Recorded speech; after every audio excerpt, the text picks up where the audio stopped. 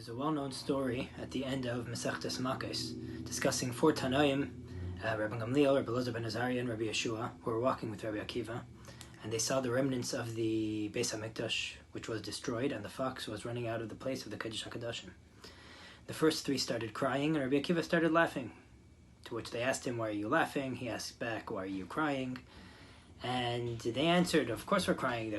The Kodesh HaKadoshim, where only the Kohen Gadol could go once a year, now lays in ruins, and even foxes are running through it."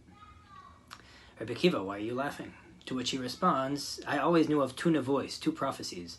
One of the destruction of the Beis HaMikdash, as Uriah says, Tzion, what's the lashon? Tzion Sada Techerash.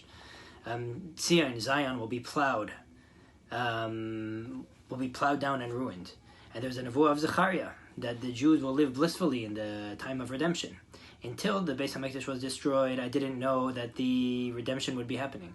Once I see now the Beis HaMikdash was destroyed, now I could believe the nevuah of Zechariah, that the redemption will happen." To which the other Tanaim answered, "Akiva, you have comforted us. Akiva, you had comforted us." Now the question is, what was each side of this argument thinking? The first three obviously believed, it's a basic belief in Judaism, that everything Hashem does is for the good. So if everything Hashem does is for the good, why were they crying? They knew what Rabbi Akiva said, that this is ultimately a destruction in order to bring to Geula. Yet they were sad with the reality they saw in front of them. What did Rabbi Akiva tell them that they didn't know before? So the Rebbe explains like this. The crux of the argument between Rabbi Yeshua, Rabbi Gamliel, and Rabbi Elazar ben Azariah versus Rabbi Akiva is like this. The first three Tanaim knew that things that are bad happen for a reason and will bring to an ultimate good. But that ultimate good lies in the future. Right now, in my present reality, all I see is something bad. And I see something really bad.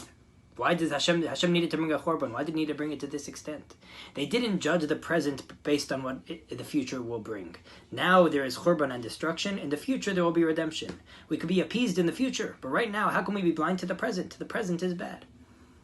To which Rabbi Akiva told them, no. It's not that there's a present bad which will bring to a future good. This present bad, what seems presently bad, is actually the beginning of the goodness.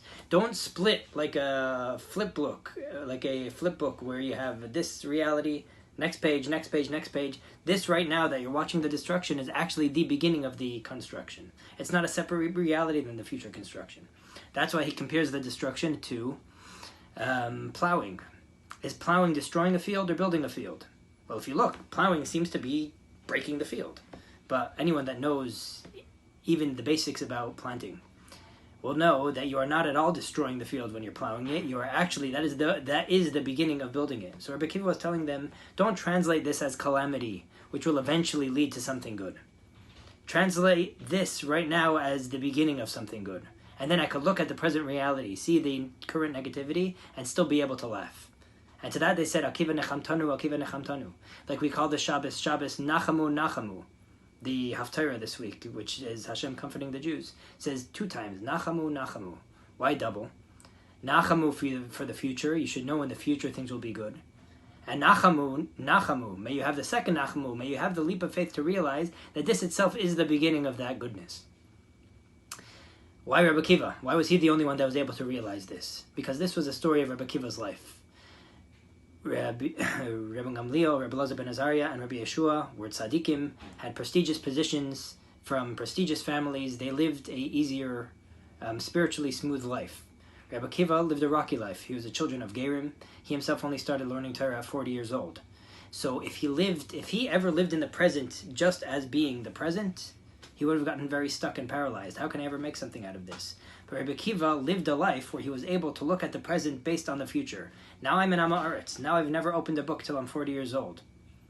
But look what my life can become. And to be able to see how whatever my backstory isn't just doesn't need to be defined as a negative backstory. But I could use that as ammo to create a beautiful future story. That way I could look at my present and my past not as something negative which may hopefully lead to something positive, but as the beginning of positivity. This man who never learned anything till 40 years old, this is the beginning of a very positive, sageful, saintly life. As a line I once heard recently, which really resonated with me, it goes like this. If you are If you find yourself in a dark place, it's your choice to define that as you've been buried or to define that as you've been planted. And if we respond and decide accordingly, then the results will prove accordingly. Have a great Shabbos.